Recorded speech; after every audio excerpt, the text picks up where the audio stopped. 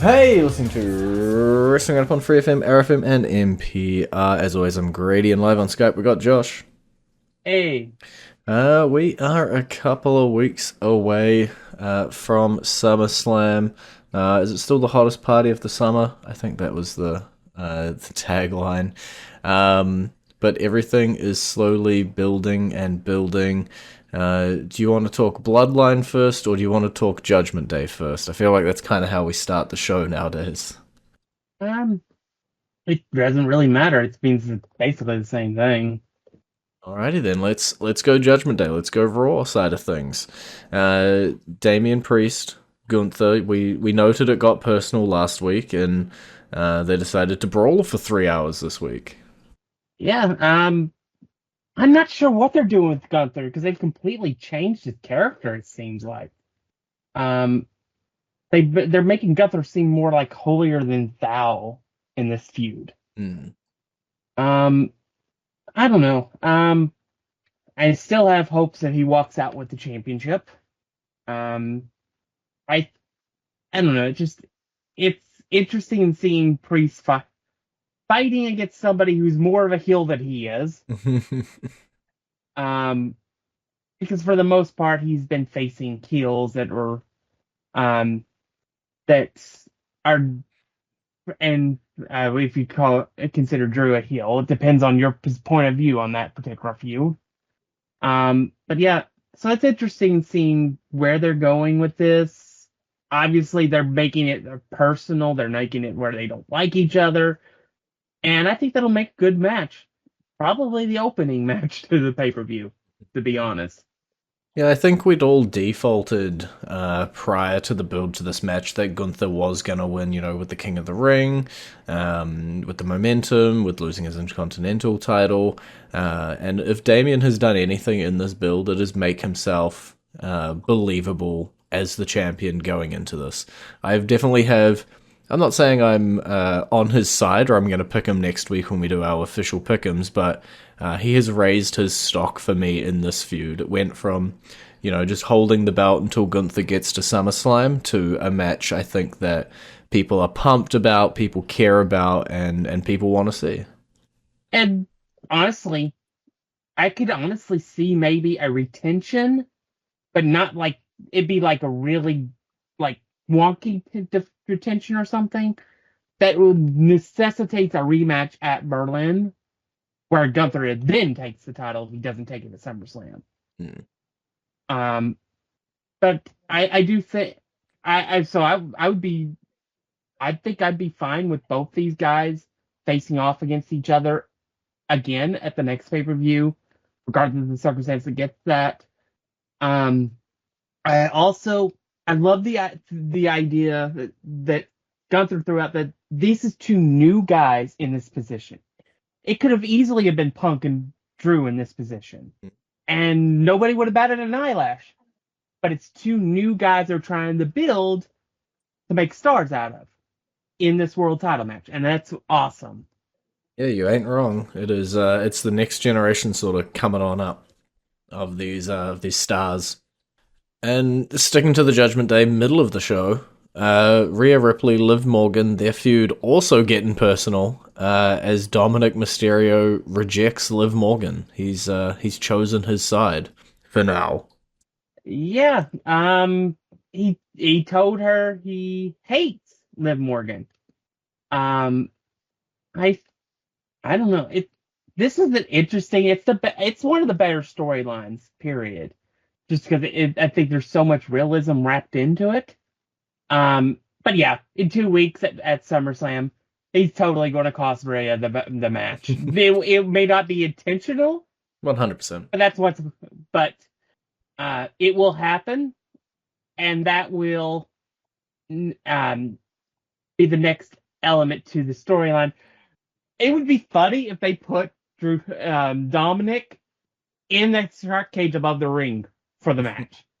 It'd be even funnier if they recreated the custody Dominic Mysterio ladder match. But I think that's maybe a little too on the nose.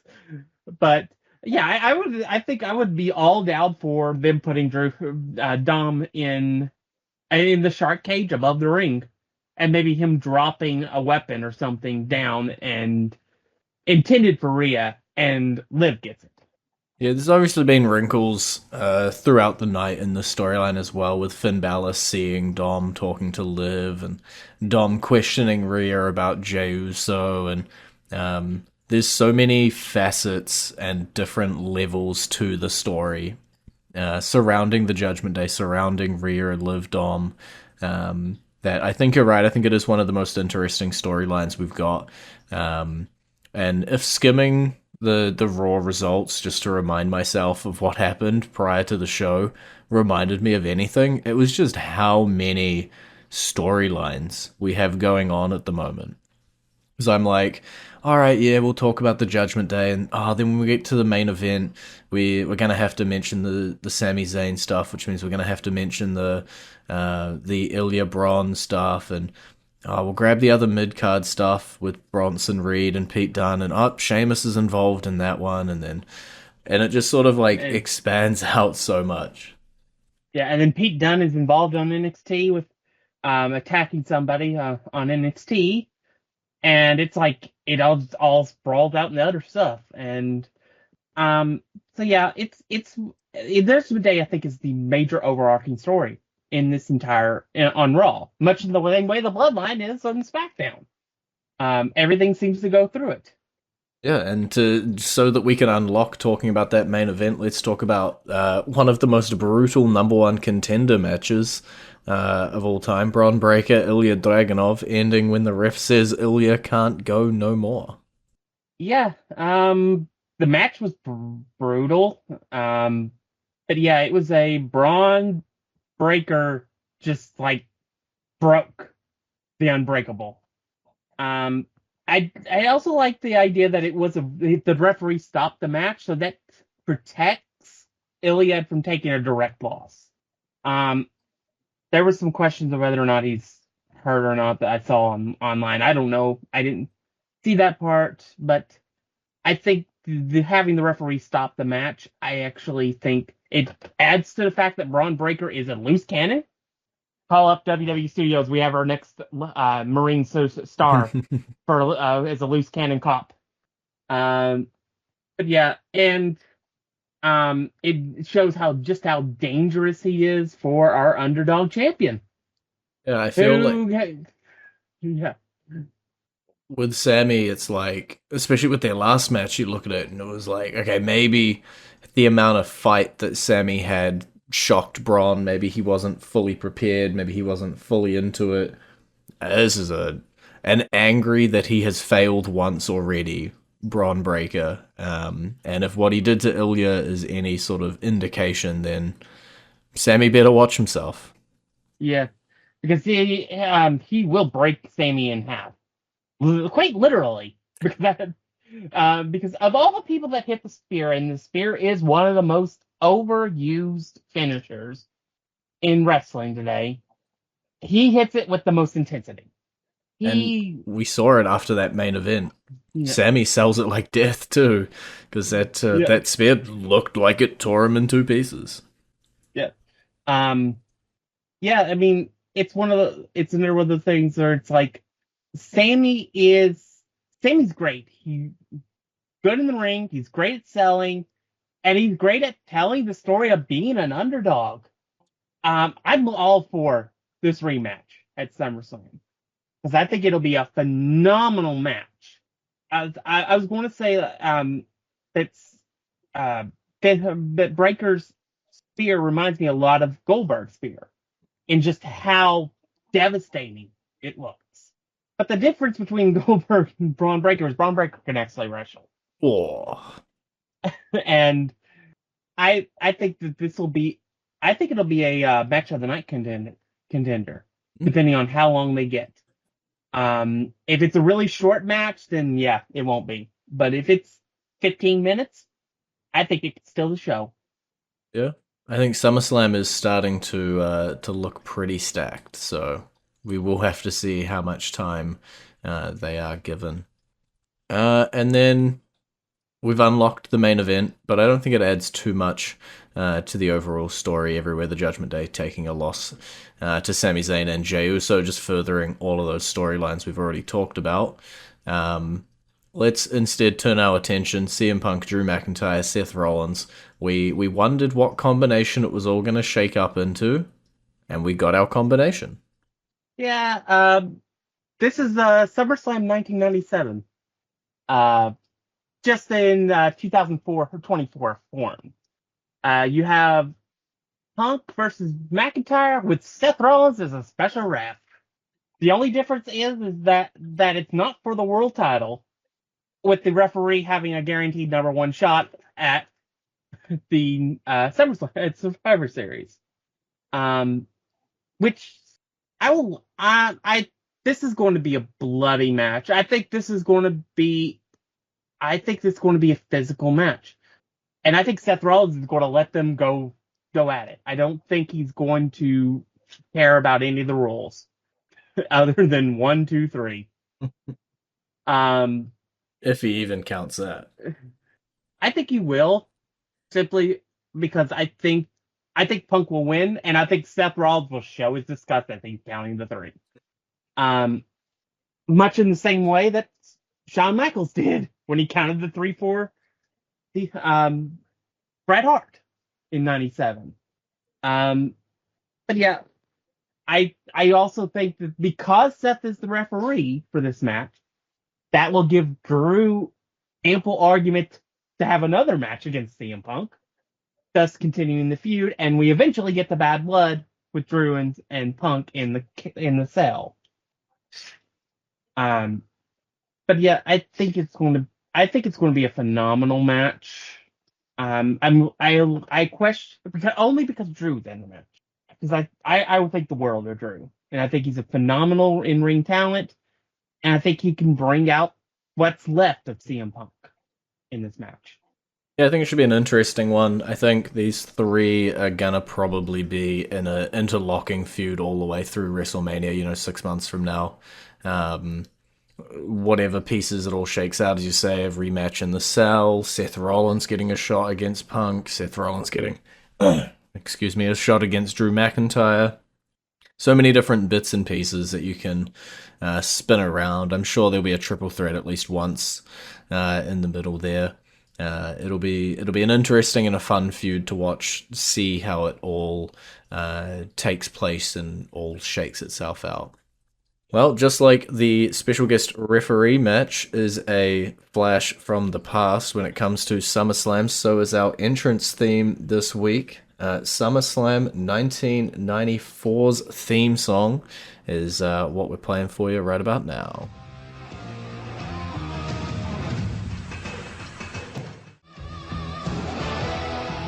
And Jamaica Wrestling Roundup on FreeFM, ArrowFM, and MPR. I'm Grady, he's Josh.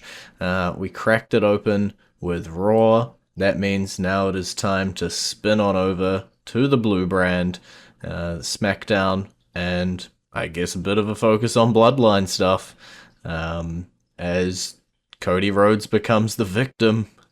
Yeah, it's furthering down to Solo versus Cody. It's getting more and more closer to eventual War Games. But yeah, everything this new bloodline is clicking, especially since Jacob Fatu came in.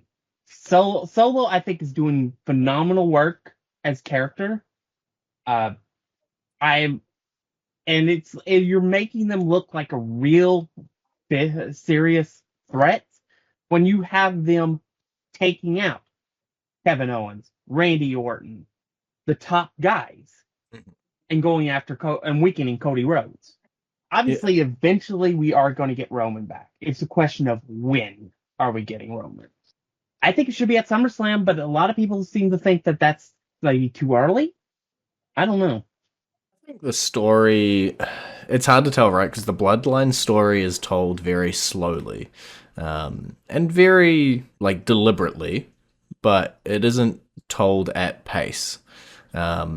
I don't quite know what we would do with Cody Rhodes versus Solo Sikoa with the odds against him, with Kevin Owens in the hospital, with Randy Orton out injured. Um, if we didn't have Roman Reigns return, or at the very least, a member of the original bloodline, whether that's Jimmy Uso or Roman. I feel like something's got to give at SummerSlam, and maybe it's Roman, maybe it's not. He should take as long of a break as he wants. He's earned it. And when he's time to come back, then it's time to tell the story. We know obviously Survivor Series, War Games, OG Bloodline, current Bloodline. We don't know how we're going to get there. Potentially we've thought that Jey Uso maybe is the hard person to pull on side to join the people who have previously betrayed him many times. Maybe it's getting Roman Reigns to step back into the ring. Maybe he doesn't appear all the way until later in the year, and we're sort of will he, won't he, the whole way up to it. There's options. Yeah, I mean, if it's not at SummerSlam, then what I would do, I'd make him the mysterious fifth person in the War Games match, much in the same way they did Randy last year. I would have it be Cody, Jay. We bring back Jimmy. We have the honorary Sammy, and then a question mark for the fifth person. I mean, everybody will know it's going to be Rowan, but it will still be pretty dang cool when that music hits and he comes out. Yeah. And so that is another option. But yeah, I'm loving the feud. I'm loving what they're doing with Solo. I'm loving what they're doing with the faction as a whole. Because I guess we'll spoil it for next week because they've already taped it. The Bloodline got themselves a tag team title match upcoming at some point. We don't know when. Yeah, it's I guess just more momentum for this team. The reason Bloodline 1.0 became so dominant and so much of a focus as we had them with the Undisputed Championship over their shoulders. We had the Usos rocking both of the tag team belts. For a millisecond, we had Solo Sikoa with the North American Championship. And I think, when you're trying to be a dominant faction like this, you look over at Judgment Day, you had Rhea with the women's title, you had the boys with the tag titles, you had Damian Priest with the world heavyweight title. The factions look cooler, the factions look stronger, with some gold around their waist. And so I wouldn't be shocked if the Bloodline do pick up some gold. I would be a little more shocked if it was Cody Rhodes' gold at SummerSlam, but I wouldn't be shocked if they start putting leather around some waists. Yeah. I mean, I'm like 85% sure that Cody retains at SummerSlam. But that 15% is gnawing at me. And it's because it could be an element, if they're not bringing Roman back at SummerSlam, it could be an element towards the eventual story of bringing him back. Look at what I did. I did what you couldn't do. I beat Cody for the title. Yeah. I think there's definitely like little sparks of story there that you can tell.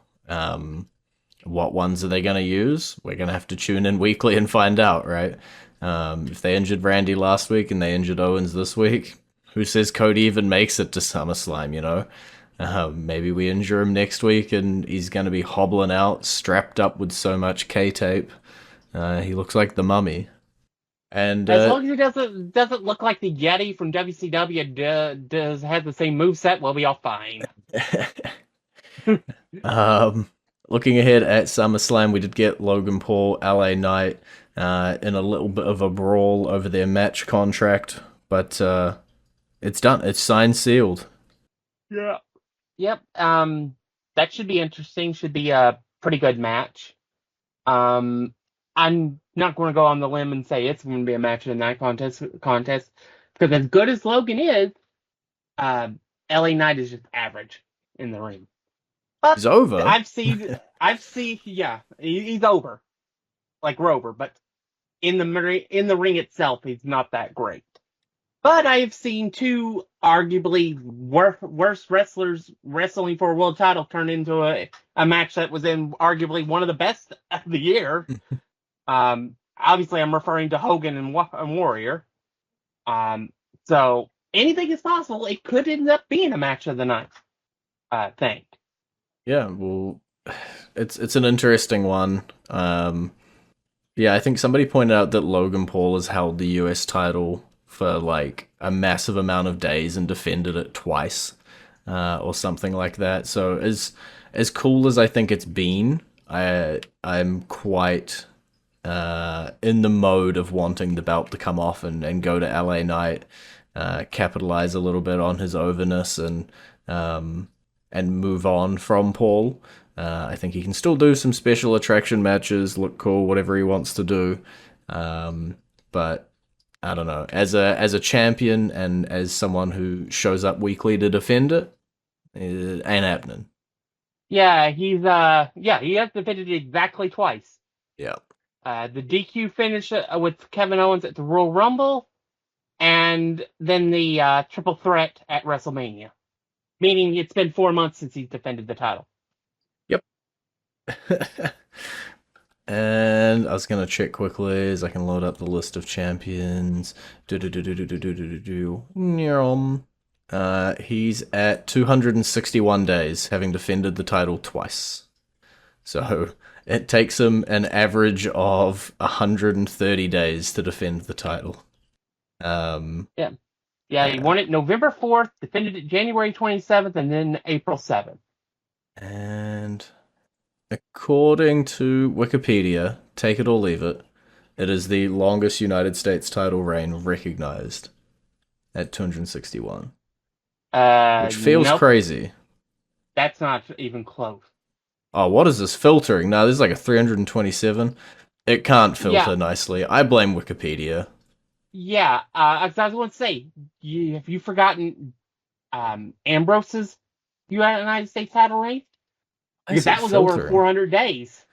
And he defended it and he didn't defend it for like the last 6 months of his title reign. Is the United States title just cursed to not be defended? Is that the problem with it? I want to see how many times the United States title gets defended every year. Show it to me on a chart, and by that I mean I'm not going to have enough effort to make that on a chart. Yeah, there's some much longer ones here as well. Lex Luger, 522. Yeah. Rick Rude, 377. Dean Ambrose, 350. Yeah, and Ambrose has the longest WWE title reign. He's still top 5 by the looks, though. Yeah, because I remember that because it was very specific, because it was like from October until he lost the title, he didn't defend it at all. Gotcha. And it was like 180 days. It was a really long time. Either way, Logan Paul lose the title, give it to LA Knight, and let's see it on television. Let's see it defended a little more often. We still got a bit of time, so I'm gonna jump back to Raw. And something we didn't talk about when we were over there, the Chad Gable storyline. He tried to get his Alpha Academy back one more time, didn't work, and ultimately he felt the wrath of Uncle Howdy again. But Uncle Howdy in a wrestlingable, a mask that he's able to wrestle in. Well, that's the gimmick that's been done plenty of times. Is somebody wearing a mask and using it as a weapon. So, not that big of a surprise. I think the question to me is, are we going to see... Obviously, we were, a week away from SummerSlam, a week and some change. Are we going to see a combination of the Wyatt Six versus Chad Gable and his crew at SummerSlam? Or are we still going to be waiting a little bit longer for that in-ring debut of the group? I honestly don't know. It's one of those situations where it's... I think they are trying to be deliberately slow with this storyline. So I don't know when... Because they only just showed Nikki Cross's tape this week. which I believe leaves Joe Gacy Yeah. for next week. And then the question is will there be a sixth member? Um, I I don't know. It could easily be just they could just have uh, Eric the Red, Joe Gacy, and Bo wrestle the new Alpha Academy as their first match. I don't know. It's just it's one of those things where it's like I'm interested, I want to see, but I have no clue what they're planning. That's the theme at the moment, it seems. It's unpredictable stories, which are great in my book. Well, that is all we have time for this week. It's been great talking to you. Maybe. You can visit our Facebook page, facebook.com/WrestlingRNDup, our Twitter page, twitter.com/WrestlingRNDup, or our YouTube page, youtube.com/WrestlingRNDup. And we will see you next week.